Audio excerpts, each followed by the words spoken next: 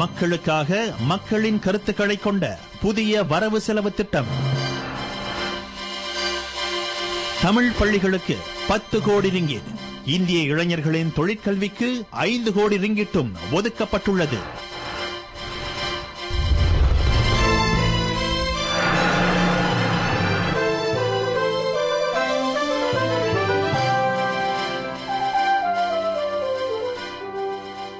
வணக்கம். சலாம் சத்து மலேசியா RTM தமிழ் செய்திகளுடன் நான் சந்திரகலாயப்பன். ஒட்டுமொத்த நாட்டு மக்களின் எதிர்பார்ப்புகளுக்கு மத்தியில் பிரதமர் doctor Sri Najib Tun Razak அடுத்த ஆண்டுக்கான வரவு செலவு திட்டத்தை தாக்கல் செய்தார். நாட்டின் மேம்பாடு, மக்களின் வளப்பம் நிறைவேற்றப்படும் வாக்குறுதி எனும் கருப்பொருளில் புதிய வரவு செலவு திட்டம் தாக்கல் செய்யப்பட்டது. அடுத்த ஆண்டுக்கான செலவினத்துக்காக மொத்தம் 25,160 கோடி ரிங்கிட்டை அரசாங்கம் ஒதுக்கியுள்ளது. நிதி அமைச்சருமான டாக்டர் ஸ்ரீ நஜீப் நாட்டின் பிரதமராக பதவியேற்ற பின்னர் தாக்கல் செய்த 4வது வரவு செலவு திட்டம் இதுவாகும். 13வது பொதுத் தேர்தலுக்கு முன்னதாக தேசிய முன்னணி அரசாங்கம் மக்களுக்காக தாக்கல் செய்திருக்கும் இறுதி வரவு செலவு திட்டம் எனும் தனிச்சிறப்பை அடுத்த ஆண்டுக்கான வரவு செலவு திட்டம் பெற்றிருக்கிறது. Bajet 2013 digubal dengan fokus untuk meningkatkan taraf hidup rakyat di seluruh negara. Memastikan pertumbuhan ekonomi mampan, perbelanjaan berhemah, mengurangkan defisit fiskal negara dengan matlamat keseluruhannya, mengutamakan kesejahteraan rakyat. நிர்வாக செலவினங்களுக்காக 20,190 கோடி ரிங்கிட்டும், மேம்பாட்டு செலவினங்களுக்காக 4,970 கோடி ரிங்கிட்டும் ஒதுக்கப்பட்டுள்ளது. 5 கூறுகளின் அடிப்படையில் இந்த வரவு செலவு திட்டம் வரையறுக்கப்பட்டுள்ளது. முதலீட்டை ஊக்குவித்தல், கல்வி மற்றும் பயிற்சிகளை அதிகரிப்பது, புத்தாக்கத்தை மேம்படுத்தி உற்பத்தி ஆற்றலை அதிகரிப்பது, பொதுச் சேவை தரத்தை மேம்படுத்துவது, மக்களை வளப்படுத்துதல் ஆகியவை அந்த 5 கூறுகளாகும். இந்த நிதி ஒதுக்கீட்டின் வாயிலாக அடுத்த ஆண்டு 20,860 கோடி ரிங்கிட் வருமானத்தை பதிவு செய்ய அரசாங்கம் இலக்கு நிர்ணயித்துள்ளது. இதன் மதிப்பு இவ்வாண்டை விட 150 கோடி ரிங்கிட் கூடுதலாகும். 55 ஆண்டுகளாக இந்நாட்டு மக்களுக்கு தேசிய முன்னணி அரசாங்கம் வளமான வாழ்க்கையை அமைத்துக் கொடுத்திருக்கிறது. இந்நிலையில் தேசிய முன்னணி அரசாங்கத்துக்கு பதிலாக புதிய அரசாங்கம் அமைக்கப்பட வேண்டுமா என்பதை மக்களே மதிப்பிட வேண்டுமென பிரதமர் மலேசியர்களை கேட்டுக் கொண்டார். Hakikatnya Kerajaan Barisan Nasional ada perintis kepada perpaduan kaum yang menjadi teras kestabilan nasional, tetapi pihak lainnya ingin menjadi kerajaan merintis kekuatan melalui konflik dan kebencian. Kerajaan difitnah dan dituduh semahunya. Maka saya menyuruh rakyat Malaysia supaya menghakimi kerajaan BN dengan amalan perbuatan bukannya retorik. நிதி நெருக்கடியில் சிக்கி தவித்துக் கொண்டிருக்கும் சில உலக நாடுகளுக்கு மத்தியில் சிறந்த பொருளாதார நிலையை நிலைநிறுத்திக் கொள்ள அனைவரும் ஒன்றிணைந்து செயல்படுவோம் என மலேசியர்களுக்கு பிரதமர் அழைப்பு விடுத்தார். Sebuah negara yang mana yang susah dibantu, yang lemah dilindungi, yang berada membantu, yang kuat melindungi, yang muda dikasihi, yang tua dihargai, yang memerlukan dikhidmati dan yang berbakat digilap. Sesungguhnya kita mahukan Malaysia yang tersanjung di pesada antarabangsa. Malaysia yang makmur dan aman. மேம்பாடு கண்ட நாடாக மலேசியாவை உருவாக்க கல்வித்துறை அடித்தளமாக விளங்குகிறது. அதற்காக இவ்வாண்டுக்கான வரவு செலவு திட்டத்தின் மொத்த ஒதுக்கீட்டில் 21 விழுக்காட்டு நிதி கல்வித்துறைக்காக ஒதுக்கப்பட்டுள்ளது. 2013 ஆண்டுக்கான வரவு செலவு திட்டத்தில் கல்வித்துறைக்காக 3,870 கோடி ரிங்கிட் நிதியை அரசாங்கம் ஒதுக்கியுள்ளது. கல்வி சீராய்வு பெருந்திட்டத்தை செயல்படுத்துவதற்காக இத்துறைக்கு அதிக நிதி ஒதுக்கிடப்பட்டுள்ளது. தேசிய மொழி, ஆங்கிலம், அறிவியல், கணிதம் ஆகிய முதன்மை பாடங்களை கற்பிக்கும் ஆசிரியர்களின் திறனை மேம்படுத்துவதற்காக 50 கோடி ரிங்கிட் ஒதுக்கப்பட்டுள்ளது. இதனை தவிர்த்து கடந்த ஆண்டை போல இவ்வாண்டும் பள்ளிகளின் மறுசீரமைப்பு, கட்டுமான பணிகளுக்காக சிறப்பு நிதி ஒதுக்கப்பட்டுள்ளது. இதன் கீழ் தமிழ் பள்ளிகள் 10 கோடி ரிங்கிட் நிதியை பெறுகின்றன. பாலர் பள்ளி கல்விக்காக 120 கோடி ரிங்கிட் ஒதுக்கப்பட்டுள்ளது.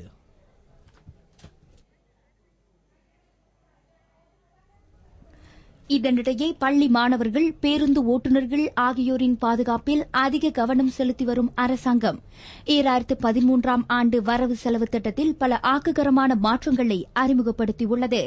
பேருந்து ஓட்டுநர்களின் பேருந்து நிர்மாணிப்பு செலவினங்களை குறைக்கவும், புதிய பேருந்து வாங்கவும் 10,000 ரிங்கிட் கழிவு வழங்கப்படும் என பரிந்துரைக்கப்பட்டுள்ளது. மேலும் 25 ஆண்டுகளுக்கும் கூடுதலான பழமை வாய்ந்த பேருந்துகளை 12 முதல் 18 பேர் அமரக்கூடிய புதிய பேருந்துக்கு மாற்ற 2 விழுக்காடு வட்டி தொகையில் கடன் உதவி வழங்கப்படும். BSN வங்கியின் கீழ் வழங்கப்படும் அக்கடன் உதவிக்கு 2013ஆம் ஆண்டு ஜனவரி முதல் தேதி தொடக்கம் பள்ளி பேருந்து ஓட்டுநர்கள் விண்ணப்பிக்கலாம். இத்திட்டம் ஈராண்டுகளுக்கு அமல்படுத்தப்படும்.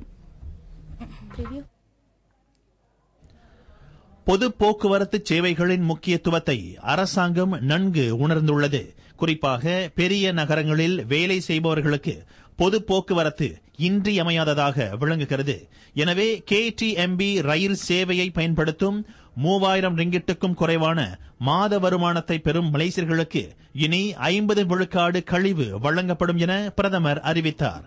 இதற்கு முன்னர் KTMB ரயில் சேவையை பயன்படுத்தும் மாற்றுத்திறனாளிகள், பணி ஓய்வு பெற்றவர்கள், மாணவர்கள் ஆகியோருக்கு மட்டுமே இந்த கழிவு கட்டணம் வழங்கப்பட்டு வந்தது குறிப்பிடத்தக்கது. மேலும் ரேபிட் கேல், ரேபிட் பினாங் ஆகிய பொது போக்குவரத்து சேவைகள் பதிவு செய்த வெற்றியை தொடர்ந்து அதனை கிளந்தான் மாநிலத்திற்கு விரிவுபடுத்த அரசாங்கம் திட்டமிட்டுள்ளது. இவ்வாண்டு டிசம்பர் மாதம் தொடங்கும் அச்சேவை ரேபிட் குவாந்தான் என அழைக்கப்படும். இந்திய இளைஞர்கள் சந்தை தேவைக்கு ஏற்ப தொழிற்கல்வியை கொண்டிருப்பதை உறுதி செய்ய 2013ஆம் ஆண்டு வரவு செலவு திட்டத்தில் அரசாங்கம் 5 கோடி ரிங்கிட்டை ஒதுக்கியுள்ளது. அதன் வாயிலாக 3200 இந்திய இளைஞர்கள் பயனடைவார்கள் என பிரதமர் டத்தோஸ்ரீ நஜிப் துன் ரசாக் தெரிவித்தார். உயர்ந்த வருமானம் பெறும் நாடாக உருவாக புத்தாக்க சிந்தனை மிகுந்த, நிபுணத்துவம் வாய்ந்த, சிறந்த மனித மூலதனத்தை மலேசியா கொண்டிருப்பது அவசியமாகும். எனவே அதிகமான மாணவர்கள் தொழிற்கல்வியை மேற்கொள்வதை உறுதி செய்ய அடுத்த ஆண்டுக்கான வரவு செலவு திட்டத்தில் மொத்தம் 370 கோடி ரிங்கிட் நிதி ஒதுக்கீடு செய்யப்பட்டுள்ளது. Kerajaan sedar tentang pelajar miskin. Masyarakat India, terutama dari estet-estet yang tidak memperolehi keputusan yang baik dalam peperiksaan dan tidak berpeluang untuk mendapat pekerjaan. Selaras dengan itu, kerajaan menyediakan peruntukan sebanyak 50 juta ringgit untuk melatih 3,200 pelajar masyarakat India bagi melengkapkan mereka dengan kemahiran selaras permintaan pasaran. தேசிய தொழிற்கல்வி பயிற்சி கழகம் அல்லது twelve national பயிற்சி திட்டத்தின் கீழ் செயல்படும் தொழில்நுட்ப கல்லூரிகள் இந்திய இளைஞர்களுக்கான இந்த தொழிற்கல்வி திட்டத்தை வழிநடத்தும். இந்த அதிநவீன தொழில்நுட்ப காலத்தில் மலேசிய இளைஞர்கள் தகவல் தொடர்பு தொழில்நுட்ப ஆற்றல் மிக்கவர்களாக இருப்பது அவசியமாகிறது. ஆகையால் 3000 ரிங்கிட்டுக்கும் குறைவான வருமானத்தை பெறும் இளைஞர்கள் 200 ரிங்கிட் கழிவில் 3G கைபேசிகளை வாங்குவதற்கான சிறப்பு சலுகை 2013ஆம் ஆண்டின் வரவு செலவு திட்டத்தில் அறிவிக்கப்பட்டுள்ளது. இது 15 லட்சம் இளைஞர்களை மகிழ்ச்சியில் ஆழ்த்தும் தகவலாக அமைந்துள்ளது. அடுத்த ஆண்டுக்கான வரவு செலவு திட்டத்தில் இளைஞர் மற்றும் விளையாட்டுத்துறை மேம்பாட்டிற்காக 73 கோடியே 80 லட்சம் ரிங்கிட் ஒதுக்கீடு செய்யப்பட்டிருக்கிறது. இதில் 30 கோடி ரிங்கிட் இளைஞர்கள் 3G கைபேசிகளை வாங்குவதற்கு ஒதுக்கப்பட்டுள்ளது. 21 வயதிலிருந்து 30 வயதுக்குட்பட்ட இளைஞர்கள் இச்சிறப்பு சலுகையை அனுபவிக்கலாம். அரசாங்கத்தால் நியமிக்கப்பட்ட நிறுவனங்களிடமிருந்து 3G கைபேசிகளை இளைஞர்கள் 200 ரிங்கிட் கழிவில் வாங்கலாம். இதனிடையே உலகளாவிய விளையாட்டுப் போட்டிகளில் பங்கேற்கும் தேசிய விளையாட்டு வீரர்களுக்கு பயிற்சிகள் வழங்க 1 கோடியே 50 லட்சம் ரிங்கிட் பயன்படுத்தப்படும். மேலும் நாட்டில் சைக்கிள் பந்தயத்தையும் பூப்பந்து விளையாட்டையும் ஊக்குவிக்கும் வகையில் சிரம்பானில் சைக்கிள் பந்தய தளமும் புகித் கியாராவில் பூப்பந்து விளையாட்டு கல்லூரியும் அமைக்கப்படவிருக்கின்றன. நாட்டிற்கு சிறந்த சேவை வழங்கி ஓய்வு பெற்ற ஊழியர்களின் சேவையை அங்கீகரிக்கும் வகையில் அரசாங்கம் அவர்களது குறைந்தபட்ச ஓய்வூதிய தொகையை 720 ரிங்கிட்டில் இருந்து 820 ரிங்கிட்டாக அதிகரித்துள்ளது. இவ்வாண்டு ஜனவரி முதல் தேதி தொடக்கம் இந்த புதிய ஓய்வூதிய தொகை நடப்புக்கு வருகிறது. அரசாங்க துறையில் குறைந்தபட்சம் 25 ஆண்டுகள் பணியாற்றியவர்கள் இந்த புதிய ஓய்வூதிய தொகையை பெற தகுதி பெற்றுள்ளனர். பணி ஓய்வு பெற்ற 50,371 பேர் இதன் மூலம் பயனடைவார்கள். இதற்காக ஆண்டொன்றுக்கு 6 கோடி ரிங்கிட் கூடுதல் ஒதுக்கீடு வழங்கப்பட்டுள்ளது. இவ்வேளையில் முதியோர்களுக்கான பாஸ்போர்ட் எனும் அனைத்துலக கடப்பிதழ் விண்ணப்பதற்கான கட்டணம் 300 ரிங்கிட்டிலிருந்து 150 ரிங்கிட்டாக குறைக்கப்பட்டுள்ளது. இக்கழிவு 5 ஆண்டு கால கடப்பிதழுக்கான கட்டணத்தை உட்படுத்தியதாகும். ஈராண்டுக்கான கடப்பிதழுக்கான கட்டணம் 80 ரிங்கிட்டாக குறைக்கப்பட்டுள்ளது. அதேவேளை 12 வயதுக்கு குறைந்த சிறுவர்களுக்கான அனைத்துலக கடப்பிதழ் கட்டணமும் 80 ரிங்கிட்டாக குறைக்கப்பட்டுள்ளது. 2013ஆம் ஆண்டு முதல் இப்புதிய கட்டணம் அமல்படுத்தப்படும். தங்களது உயிரை பொருட்படுத்தாது இந்நாட்டுக்காக கடமையாற்றி ஓய்வு பெற்ற ராணுவ வீரர்களுக்காக இந்த வரவு செலவு அறிக்கையில் சிறப்பு தொகை ஒதுக்கப்பட்டுள்ளது. 21 ஆண்டுகளுக்கும் குறைவாக ராணுவத்தில் பணியாற்றி ஓய்வு பெற்ற ராணுவ வீரர்களுக்கு 1000 ரிங்கிட்டை வழங்க இந்த வரவு செலவு திட்டத்தில் முடிவெடுக்கப்பட்டுள்ளது. ஒரு முறை மட்டும் வழங்கப்படும் இந்த 1000 ரிங்கிட்டை பணி ஓய்வு பெற்ற ஓய்வூதியம் கிடைக்கப் பெறாத 2,24,000 ராணுவ வீரர்கள் பெறுவார்கள். அதேவேளை ராணுவ வீரர்களுக்காக சிறப்பு ஊக்குவிப்பு தொகையாக மாதம் 200 ரிங்கிட் வழங்கப்படவுள்ளது. இது அடுத்த ஆண்டு தொடக்கம் அமலுக்கு வரும். 1,25,708 ராணுவ வீரர்கள் இந்த சிறப்பு தொகையை பெறுவார்கள். கியூபெக்ஸ் எனப்படும் அரசாங்க ஊழியர் சங்கங்களின் சம்மேளனத்தின் எதிர்பார்ப்புக்கு இணங்க பிரதமர் இன்று தாக்கல் செய்த 2013ஆம் ஆண்டுக்கான வரவு செலவு திட்டத்தில் அரசு ஊழியர்களுக்கு 1.5 மாத போனஸை அறிவித்தார். பணி ஓய்வு பெற்றவர்களுக்கு 500 ரிங்கிட் சிறப்பு தொகை வழங்கப்படுகிறது. பொதுச்சேவை ஊழியர்களின் அர்ப்பணிப்புக்கு மதிப்பளிக்கும் நோக்கில் அரசாங்கம் அந்த போனஸை வழங்குவதாக அவையின் பலத்த கரவோசைக்கிடையே பிரதமர் அறிவித்தார். அத்தொகையில் அரை மாத போனஸ் கடந்த நோன்பு பெருநாளின் போது வழங்கப்பட்டது. மீதமுள்ள 1 மாத போனஸில் ஒரு பகுதி எதிர்வரும் நவம்பர் மாதமும் மற்றொரு பகுதி அடுத்த ஆண்டு ஜனவரி மாதமும் வழங்கப்படும். பணி ஓய்வு பெற்றவர்களுக்கு 500 ரிங்கிட் சிறப்பு தொகை வழங்கப்படுவதாகவும் பிரதமர் அறிவித்தார். இத்தொகையை அடுத்த ஆண்டு பள்ளி பருவத்துக்கான செலவினங்களுக்கு பயன்படுத்திக் கொள்ளும்படி பிரதமர் ஆலோசனை கூறினார். 3000 ரிங்கிட்டுக்கும் குறைவான மாத வருமானம் பெறும் குடும்பங்களுக்கு மீண்டும் 500 ரிங்கிட் ஒரே மலேசியா மக்கள் உதவித்தொகை வழங்கப்பட உள்ளது. அடுத்த ஆண்டு தொடக்கம் இந்த உதவித்தொகை மக்களுக்கு வழங்கப்படும். மேலும் 2000 ரிங்கிட்டுக்கும் குறைவான வருமானம் பெறும் திருமணமாகாத 21 வயதுக்கும் கூடுதலான இளைஞர்களுக்கு 250 ரிங்கிட் உதவித்தொகை வழங்கப்படும். இந்த உதவித்தொகையின் வாயிலாக 43 லட்சம் குடும்பங்களும் 27 லட்சம் இளைஞர்களும் பயனடைவார்கள். அதற்கு 300 கோடி ரிங்கிட் ஒதுக்கீடு செய்யப்பட்டுள்ளது. பிரிம் எனும் 500 ரிங்கிட் உதவித்தொகையை ஏற்கனவே பெற்றவர்கள் மீண்டும் பதிவு செய்ய தேவையில்லை. அவர்களுக்கு அத்தொகை நேரடியாக வழங்கப்படும். புதிதாக விண்ணப்பம் செய்பவர்கள் இவ்வாண்டு நவம்பர் மாதம் தொடக்கம் உள்நாட்டு வருமான வரி அலுவலகங்களில் அல்லது மாவட்ட அலுவலகங்களில் தங்களை பதிவு செய்யுமாறு அறிவுறுத்தப்படுகின்றனர். இதனிடையே நாளை தொடங்கி சீனிக்கான உதவித்தொகை கிலோ ஒன்றுக்கு 20 சென்ட் குறைக்கப்படுகிறது. 26 லட்சம் மலேசியர்கள் நீரிழிவு நோயினால் அவதியுறுவதாக புள்ளி விவரம் குறிப்பிடுகிறது. இதன் அடிப்படையில் மக்களின் ஆரோக்கியத்தை கருத்தில் கொண்டு சீனிக்கான உதவித்தொகையை அரசாங்கம் குறைப்பதாக டத்தோஸ்ரீ நஜீப் கூறினார்.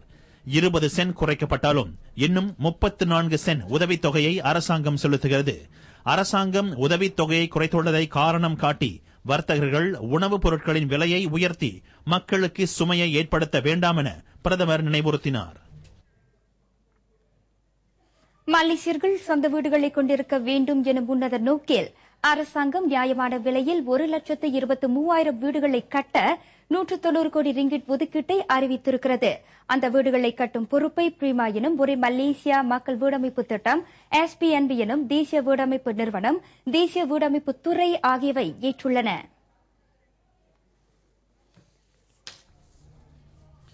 இந்த 190 கோடி ரிங்கிட் ஒதுக்கீட்டிலிருந்து 50 கோடி ரிங்கிட் ஒரே மலேசிய மக்கள் வீடமைப்பு திட்டத்தின் வாயிலாக நாடு முழுவதும் உள்ள முக்கிய நகரங்களில் சுமார் 50,000 வீடுகளை கட்ட பயன்படுத்தப்படும். அந்த வீடுகள் 1 லட்சத்திலிருந்து 4 லட்சம் ரிங்கிட் வரையில் விற்கப்படவிருக்கின்றன. அதனையடுத்து குறைந்த நடுத்தர விலை அடுக்குமாடி வீடுகள் உட்பட ரூமா மஸ்ரா வீடுகள், மக்கள் வாங்குவதற்கு ஏதுவான விலையுள்ள வீடுகள் என 22,855 வீடுகளை தேசிய வீடமைப்பு நிறுவனம் கட்டவிருக்கிறது. ரூமா மஸ்ரா ராயத் திட்டத்தில் அடுத்த ஆண்டு 21,000 வீடுகள் கட்டப்படவிருக்கின்றன. இத்திட்டத்தில் 20,000 ரிங்கிட் உதவி தொகையுடன் ஒரு வீடு 65,000 ரிங்கிட் விலையில் விற்கப்படும். மேலும் 20,425 வீடுகளை உட்படுத்திய 45 PPR எனும் மக்கள் வீடமைப்பு திட்டங்கள் மேற்கொள்ளப்படவிருக்கின்றன. மொத்த PPR வீடுகளில் 20 விழுக்காடு வீடுகள் அரசாங்க ஊழியர்களுக்கும் ஒரு பகுதி மாற்றுத்திறனாளிகளுக்கும் ஒதுக்கப்படும். கடந்த ஆண்டு அறிவிக்கப்பட்ட ரூமா பர்தாமாக்கு திட்டம் இந்த 2013ஆம் ஆண்டு வரவு செலவு திட்டத்தில் சில தளர்வுகளோடு அறிவிக்கப்பட்டுள்ளது.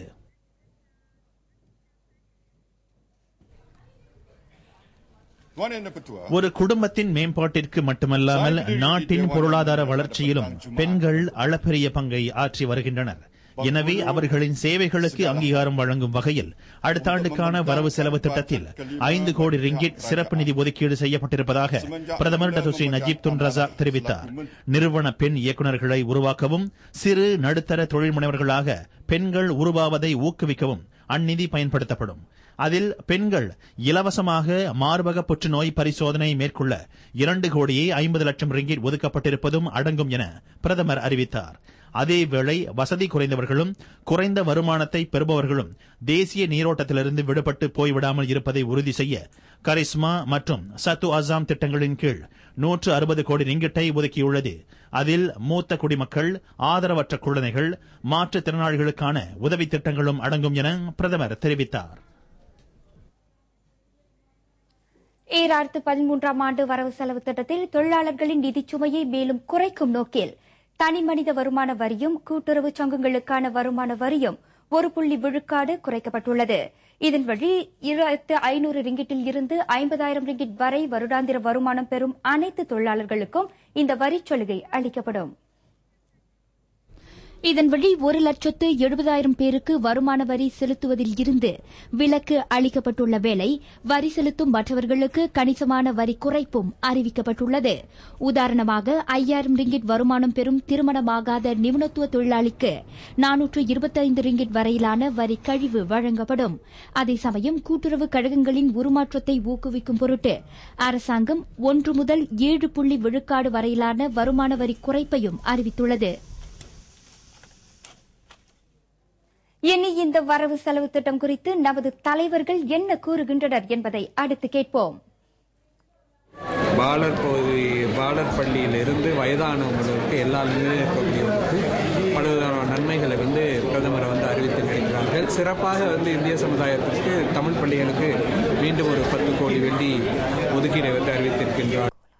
இப்பொழுது அந்த முதல்ல 10 கோடி வெள்ளிக்கு வேலை ஆரம்பித்து நடந்து கொண்டிருக்கின்றது. அதோட தொடர்ச்சியாக இன்னும் 10 கோடி வெள்ளி இன்னும் பல தமிழ் பள்ளிகளை கட்டுவதற்கும் இருக்கக்கூடிய பள்ளிகளில் இருக்கக்கூடிய குறைபாடுகளை சரி செய்வதற்கும் அது ஒரு பேர் உதவியாக இருக்கும். இளைஞர்களுக்கு 50 மில்லியன் கொடுத்திருக்காங்க. இந்த தொழில் நுட்பத்திற்கு தொழிற்கல்விக்காக 50 மில்லியன். அது நமது மனிதவள அமைச்சு மூலமாக இன்ஸ்டிடியூட் லத்தியான் மஹிரான் மூலமாக செய்யப்படும் என நினைக்கின்றேன்.